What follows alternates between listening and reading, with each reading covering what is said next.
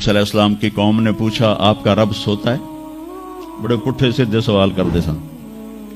ابھی فرعون کو ڈوبتے دیکھا سامنے اور فرعون کے لشکر کو ڈوبتے دیکھا.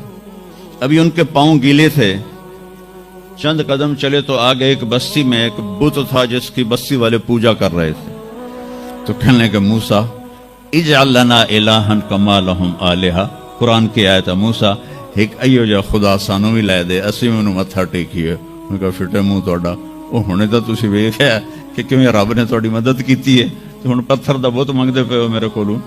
تو عجیب و غریب سوال کرتے تھے. تو کہنے لگے رب سوتا ہے؟ موسیٰ علیہ السلام نے ان کو ڈانٹ دیا. اللہ تعالیٰ نے کہا نہیں ایسا کر رات کو نا 2 پیالے لے کے کھڑے ہو جا پانی کے. خیال کرنا یہ پیالے گرنے نہ پائیں. موسیٰ علیہ السلام بڑے طاقتور ہستی تھے. وہ پیالے لے کے کھڑے ہو گئے. کھڑے کھڑے کھڑے کھڑے اونگ آنے لگی. ایک جھٹکا لگا سنبھال لیا. دوسرا لگا سنبھال لیا.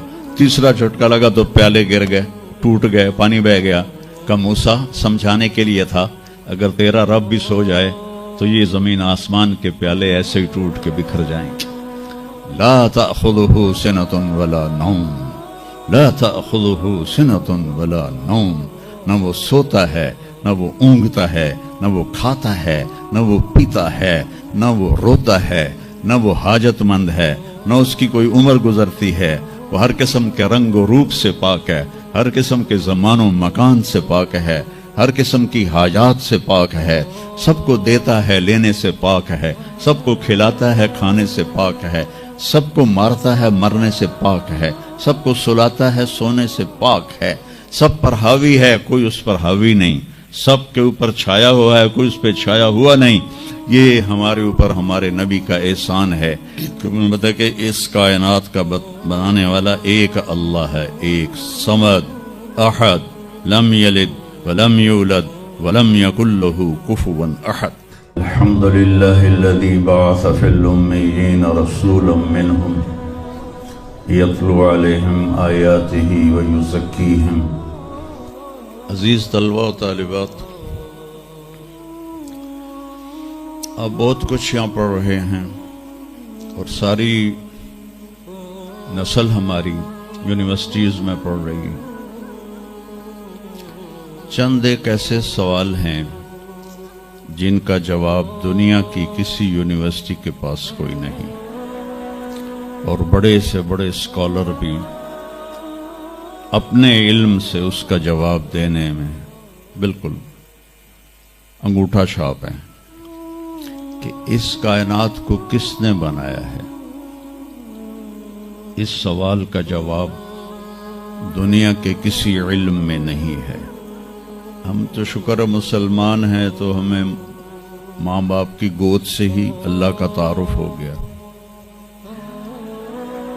بہت پرانی بات ہے، ایک چیکوسلواکین یہاں ملا تھا، رائمنڈ میں آیا ہوا تھا. تو میں نے اس سے پوچھا کہ اس کائنات کا بنانے والا کون ہے، کوئی پتہ ہے؟ کہنے لگا اسی کو ڈھونڈنے نکلا ہوں، ابھی تک تو کوئی پتہ نہیں. پھر دوسرا سوال ہے کہ اس نے یہ کائنات بنائی کیوں ہے، وہ ہے کون؟ پھر اس نے یہ کائنات بنائی کیوں ہے، اس کا جواب بھی آپ کے پاس کوئی نہیں، کسی کے پاس بھی کوئی نہیں. پھر تیسرا سوال ہے میں کیوں پیدا ہوا؟ میں نے کوئی اپلیکیشن دی تھی؟ ان بچیوں نے کوئی درخواست دی تھی کہ ہم نے لڑکی پیدا ہونا ہے؟ یا ان بچوں نے کوئی درخواست دی تھی کہ ہم نے لڑکا پیدا ہونا ہے؟ یہ عورت بن رہی ہے، یہ مرد بن رہا ہے، یہ دیہاتی ہے، یہ شہری ہے، اور 7 ارب انسان ہیں. سب کی شکلیں مختلف ہیں، آنکھوں کا رنگ مختلف ہے، انگلیوں کے پوروں پر چھپا ہوا پرنٹ مختلف ہے. 7 ارب انسانوں میں سے کسی کا یہ پرنٹ کسی کے ساتھ نہیں ملتا. تو ایسا باریک بین کون خالق ہے جس نے، ہم روشنی میں چیز بناتے ہیں اور اللہ تعالیٰ ماں کے پیٹ کے اندھیروں میں بناتا ہے. یخلقکم فی بطون امہاتکم خلقا من بعد خلق فی ظلمات ثلاث. پھر موت کیا چیز ہے؟ کیوں مر جاتے ہیں؟ پیدا ہونے کی درخواست نہیں دی تھی، پیدا کر دیا. کیوں پیدا کیا پتہ کوئی نہیں. اب مرنا نہیں چاہتے، لیکن دائیں بائیں موت کے حملے ہو رہے ہیں. ایک دن مجھ پر بھی ہو جائے گا، آپ پر بھی ہو جائے گا، اور ہم ایک ماضی کی بھولی بسری داستان بن جائیں گے. تم مرتے کیوں ہیں؟ پھر کوئی جلا دیتا ہے، کوئی بہا دیتا ہے، کوئی مٹی میں ملا دیتا ہے، کوئی پرندوں کے سپرد کر دیتا ہے. پارسی وہ اوپر رکھ دیتے ہیں، گدھ آ کے کھا جاتے ہیں. تو یہ موت کیا چیز ہے؟ تھوڑا شروع میں میڈیکل میں نے شروع کیا تھا، تو پھر اللہ نے میرا راستہ بدل دیا.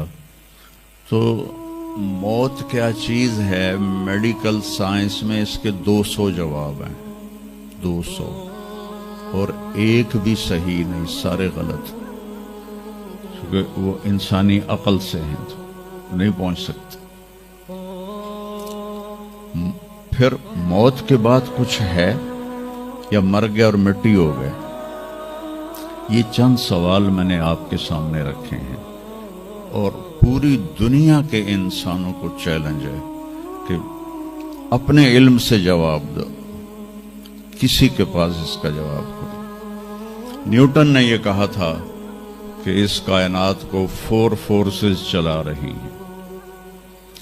عبدالسلام نے، پاکستانی سائنسدان اور 2 امریکن سائنسدان، 1976 میں یہ ثابت کیا کہ اس کائنات کو 4 نہیں 3 طاقتیں چلا رہی ہیں.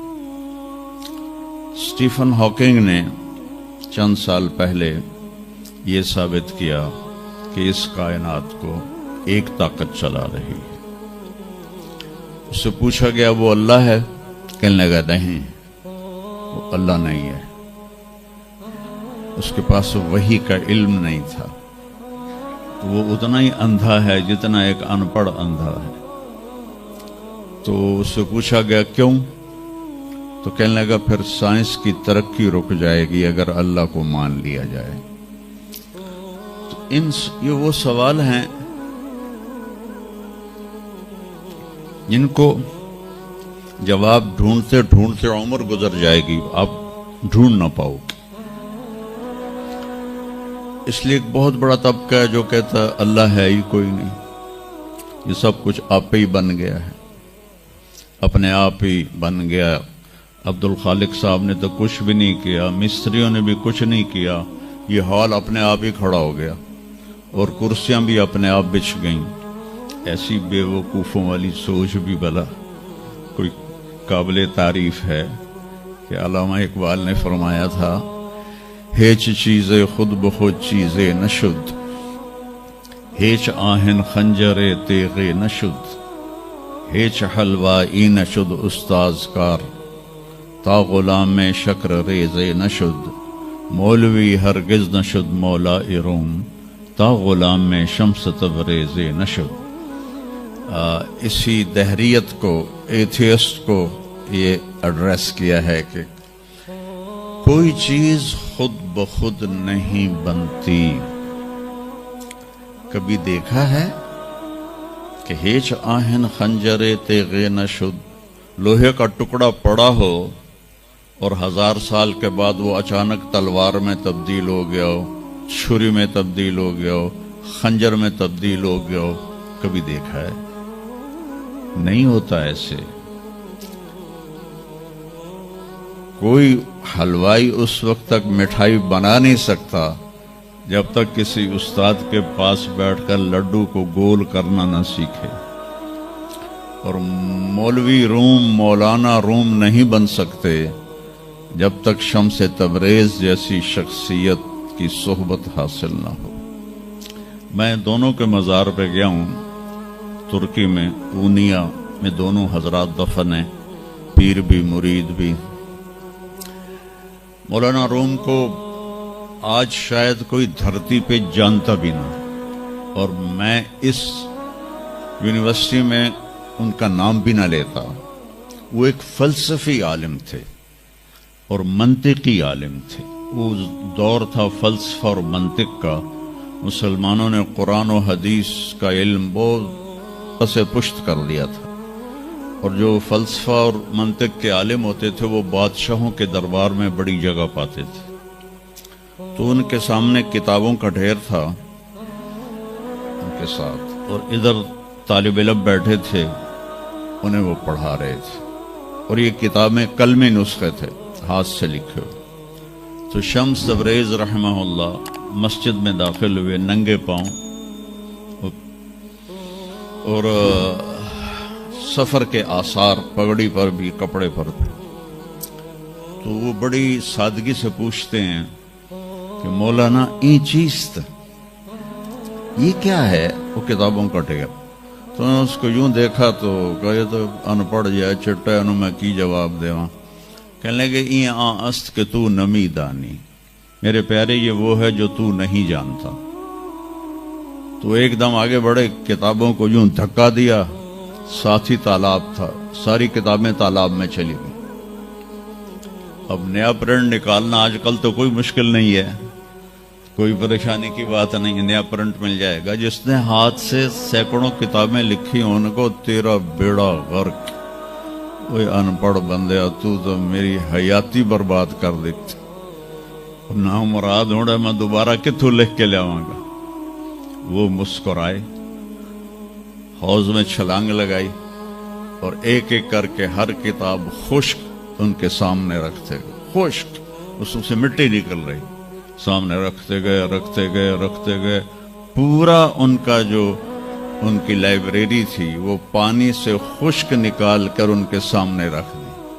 ہن ملا جی دی واری آ گئی، کہنے لگے این چیز وہ یہ کیا ہے، این چیز وہ یہ کیا ہے؟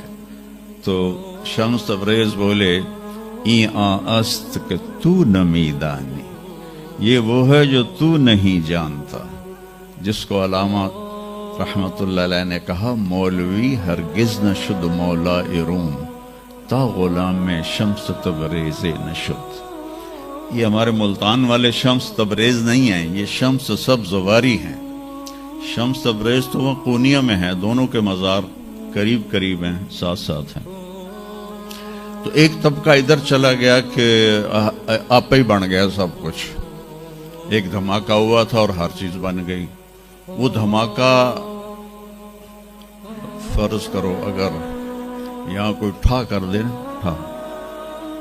کچھ پٹاخہ ہی چھوڑ دے، تو آپ لوگ ان دروازوں سے کیسے نکلو گے؟ بھاگتے ہوئے کہ بڑے آرام سے؟ عبد الخالق صاحب دے تو ہی چڑھ کے جاؤ گے، ساڑی جان بچے۔ اور اگر میں یوں کہوں کہ گندم کا ڈھیر پڑا تھا، اس میں دھماکہ ہوا اور گندم اڑتی ہوئی بوریوں میں جا کے فکس ہو گئی، اور بوریاں سل گئیں اور ٹرک پہ چڑھ گئیں اور منڈی میں جا کے بک گئیں، تو تسی دو جتیاں مار کے میں باہر کٹ دے منا۔ ایک دھماکہ ہوا، وہ دھماکہ اتنا قابل تھا، اتنا علم والا تھا کہ اس سے دو طاقتیں پیدا ہوئیں، ایک سپیڈ کی اور ایک مقناطیس کی۔ تو اگر سپیڈ اور مقناطیس کی طاقت میں ایکوالٹی نہ ہوتی اور 1/10 خرب سیکنڈ، یہ آسٹریلین سائنسدان کی بات میں بتا رہا ہوں، 1 سیکنڈ کے تو 100 سے زیادہ حصے ہو نہیں سکتے، لیکن انہوں نے کہا فرض کرو اگر 1 سیکنڈ کے 1/10 خرب حصے ہوں، تو وہ 1/10 خرب حصے میں اگر تھوڑا سا رفتار اور مقناطیس کی طاقت میں فرق آ جاتا تو ساری کائنات ٹکرا جاتی۔ لیکن یہ اتنی سمجھدار، اتنی اعلیٰ پڑھی لکھی کائنات ہے کہ نہ رفتار زیادہ ہوئی کہ پھیل کے فنا ہو جائے، نہ مقناطیس زیادہ ہوا کہ سکیڑ کے پھر زیرو کر دے. تو اس بیلنس کو خود بخود قائم ہو جانا اس تو وڈا کملا کوئی نہیں، بے وقوف کوئی نہیں جو کہتا سورج کا بھی ایک سسٹم بن گیا، چاند کا بھی بن گیا، گلیکسی کا بھی بن گیا، اور اپنا آپ چلے جا رہے ہیں چلے جا رہے ہیں چلے جا رہے ہیں، ایسے ہی رہیں گے، ہمیشہ رہیں گے. کچھ کہتے ہیں فنا ہو جائیں گے. یہاں انسان جاہل ہے. اس جہالت کو دور کرنا سب سے پہلا علم ہے. اگر مرتے ہوئے مجھے پتا چلا کہ یہاں تو معاملہ کچھ اور ہے، جو لوٹ آئیں تو کچھ کہنا نہیں، بس دیکھنا انہیں غور سے جنہیں راستوں میں خبر ہوئی کہ یہ راستہ کوئی اور تھا. چلتے چلتے پتا چلا کہ ہم تو کہاں پہنچ گئے، تو اس وقت تو پھر رب ارجعون کے نعرے قرآن کہہ رہا ہے، کہیں گے رب ارجعون، یا اللہ واپس کر دے، لعلی اعمل صالحا، میں بڑے اچھے کام کروں گا. اللہ نے کہا کلا، اب نہیں ہو سکتا ہے. تو نبی جو آتا ہے 1,24,000 نبی یہ علم لے کر آتے ہیں اور وہ انسانوں کی اس جہالت کو دور کرتے ہیں.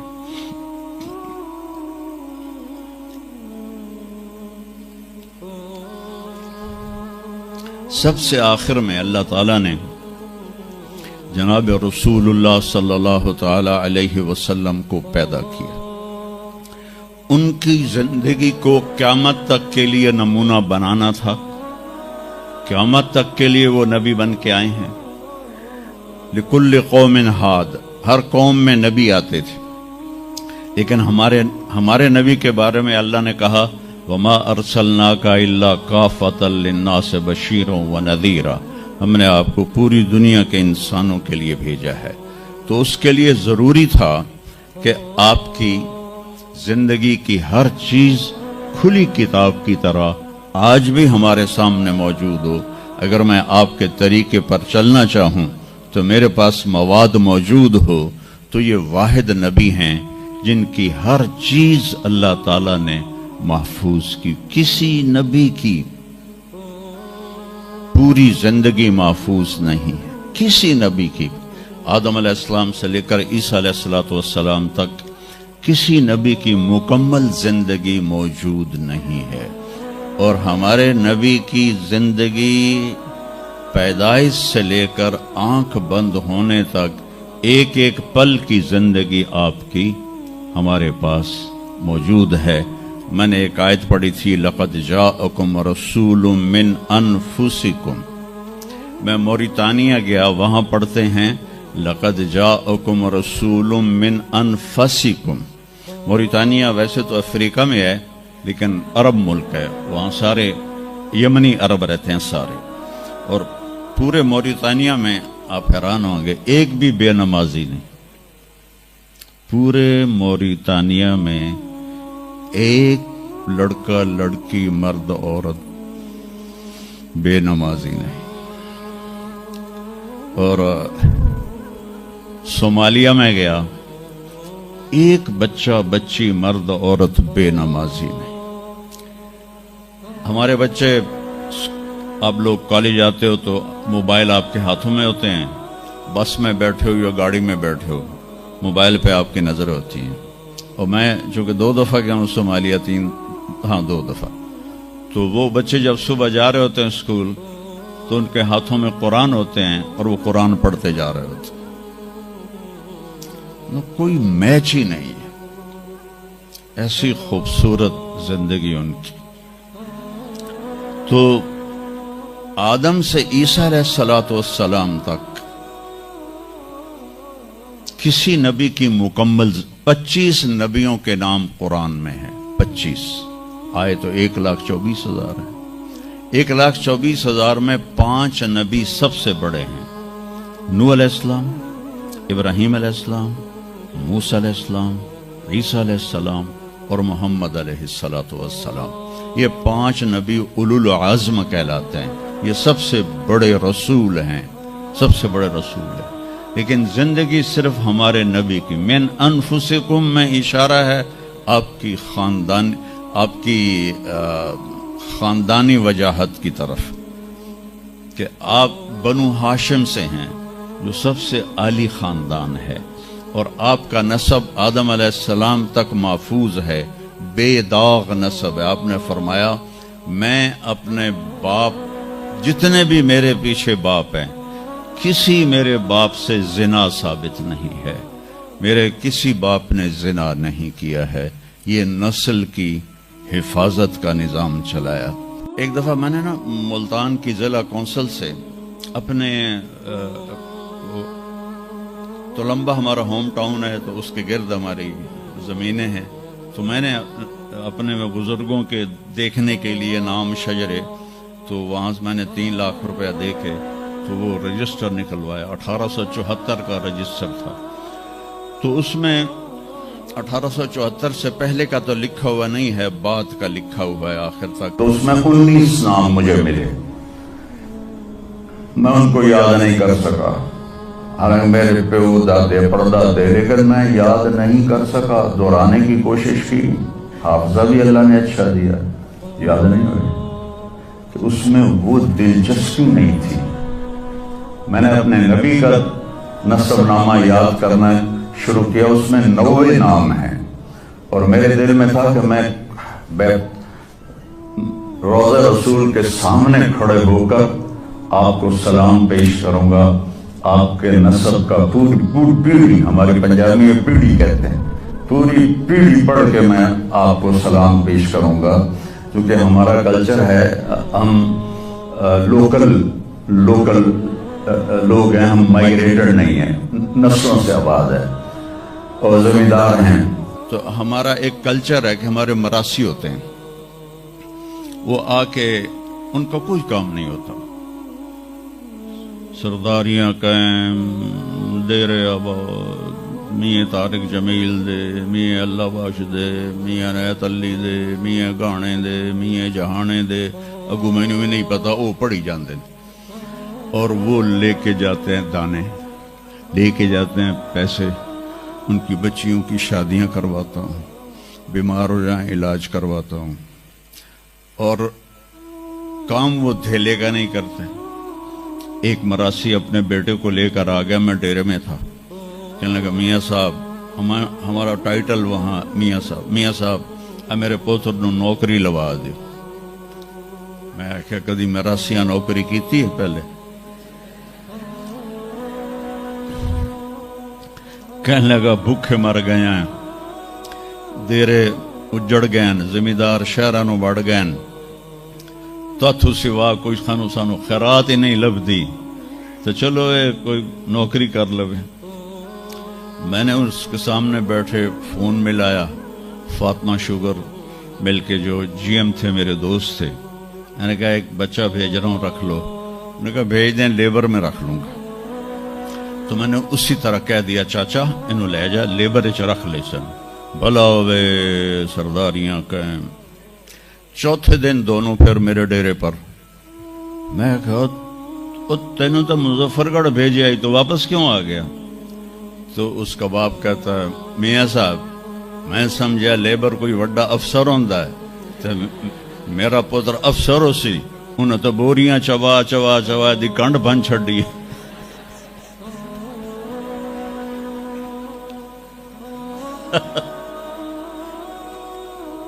میں نے کہا میں تو پہلے آکھی آئی، مراسی جڑے ہوندے نا صرف گلاں دی روٹی کھاندے۔ تو وہ یہ ثقافت میں نے دیکھی ہوئی ہے، اور آج بھی اس کو میں بھگت رہا ہوں، پال رہا ہوں۔ باقی سب زمینداروں نے ہاتھ کھڑے کر دیں، لیکن میں نے اس کو زندہ رکھا ہوا ہے۔ من انفسکم لقد جاءکم رسول من انفسکم۔ یہ واقعہ ہے صبح 10-11 بجے کا، تو آف سیزن تھا، اتنا رش نہیں تھا۔ تو عصر کے بعد میں نکلا نماز پڑھ کے، تو ایک لڑکا بھاگا بھاگا آیا، کہا جی آپ مولانا طارق جمیل ہیں؟ میں نے کہا جی۔ میں کہا تم مجھے پہچانتے ہو؟ کہا نہیں جی، آپ کے ساتھ لوگ تھے کافی، تو میں نے ایک آدمی سے پوچھا کہ یہ کون ہے، تو انہوں نے کہا یہ مولانا طارق جمیل۔ کہا جی میں ابھی عصر کی نماز میں پہلے آ گیا تھا. یہ عصر کے بعد مجھے وہ بات بتا رہا ہے. میں عصر کی نماز سے پہلے آ گیا تھا. پرانی مسجد میں جگہ مل گئی. بیٹھے بیٹھے مجھے نیند آ گئی تو میں نے خواب میں اللہ کے نبی کو دیکھا. انہوں نے فرمایا کہ طارق جمیل کو بھی میرا سلام کہہ دو. تو وہ جو میرا پیڑھی پڑھ کے سلام عرض کرنا تھا وہ بارگاہ رسالت میں قبول ہوا. لقد جاءکم رسول من انفسکم.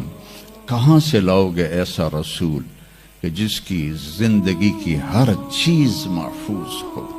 پھر افریقہ میں پڑھتے ہیں من انفسکم.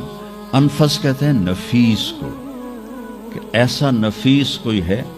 ایک بدو عورت تھی, جب آپ تشریف لے گئے نا ہجرت کر کے مدینہ, تو رابغ ایک جگہ آتی ہے, وہاں بھوک لگی, پیاس بھی. تو ایک خیمہ دیکھا, وہاں پہنچے تو ایک بڑھیا بیٹھی تھی, اس کا نام تھا ام معبد الخزاعیہ. تو آپ نے سوال کیا, ماں جی ہم مسافر ہیں, کوئی کھانے کو ملے گا؟ تو نے کہا بیٹا قحط کا زمانہ ہے, کچھ بھی نہیں ہے. تو ایک بکری بیمار اور کمزور اور بن بیاہی کھڑی ہوئی تھی. تو آپ نے کہا اس بکری سے دودھ نکال لوں. تو اس نے ایسے بڑی حیرت سے دیکھا کہ یہ عرب ہو کے ایسی بات کر رہا ہے کہ اس بکری سے دودھ نکال لوں. تو وہ کہنے لگی یہ تو بن بیاہی ہے, اس کا تو ویسے بھی اس کے جسم پر بوٹی نہیں ہے, اس سے ایک قطرہ بھی کوئی نہیں. کہا ماں جی آپ اجازت دیں. کہا لگا ٹھیک ہے. تو وہ آپ کو غور سے دیکھنے لگی, چونکہ انہونی بات ہو رہی تھی. اپنے اتنا بڑا وہ تھا برتن, وہ آپ نے لیا اور اس کے تھنوں کو یوں ہاتھ لگایا تو وہ چھلک کے مشکیزے کی طرح نیچے آ گئے, اور آپ نے دودھ نکالا, وہ فل ہو گیا. آپ نے حضرت ابوبکر کو پلایا, عامر بن فہیرہ کو پلایا, عبداللہ بن اریقت جو آپ کے رہبر تھے, آخر میں آپ نے خود پیا. پھر دوبارہ نیچے بیٹھے اس کے, اور پھر نکال کے پورا وہ جگ بھر کے رکھ کے دے آئے. بکری کی عمر ہوتی ہے 7 سال. 7 سال تک یا ذبح ہو جائے یا وہ از خود مر جائے گی. بہت کم ہوتا ہے کہ کوئی بکری 7 سے 8 سال ہو جائے. یہ اس بکری کو میرے نبی کے ہاتھ لگے تھے. یہ بکری 22 برس زندہ رہی, 22 برس, اور اس کو ذبح نہیں کیا گیا, یہ مر گئی, خود ہی مر گئی, وہ نبی کے ہاتھوں کی برکت. شام کو اس کا خاوند آیا ابو معبد, نے کہا یہ دودھ کہاں سے؟ تو ام معبد کہنے لگی اس بکری سے. پاگل ہو گئی ہیں, یہ بکری دودھ دے سکتی ہے؟ کہ میں بھی یہ سمجھی آئی نہیں دین دی, پر کوئی جادوگر آیا ہے, وہ ہاتھاں دی کرامت آئی, جگ بھریا پیا. کہنے لگا ان عتیلی, مجھے اس کی صورت بتا, وہ کیسا تھا؟ مجھے لگتا ہے یہ وہ قریشی ہے جس کی خبر مشہور ہو گئی ہے کہ وہ مکہ چھوڑ کے مدینے جا رہا ہے. تو اب وہ بولی, ترجمہ بعد میں کروں گا, اب الفاظ کا ردم اور اس میں جو موسیقی ہے اس کو آپ تھوڑا محسوس کیجئے گا. رأیت رجلا ظاہر الوداء ابلج الوجه حسن الخلق لم تعبه ثجلة لم تزری به سعلة وسیم قسیم في عینیه دعج في اشفاره وطف في صوته سحل في لحيته كثافة في عنقه سطع. اذا تکلم علاه البهاء واذا سکت علاه الوقار من انفسکم. میں نے ایک شخص دیکھا, مجھے یوں لگا جیسے 14ویں کا چاند ہی کپڑے پہن کے زمین پہ آ گیا ہے, ایسا دیکھا.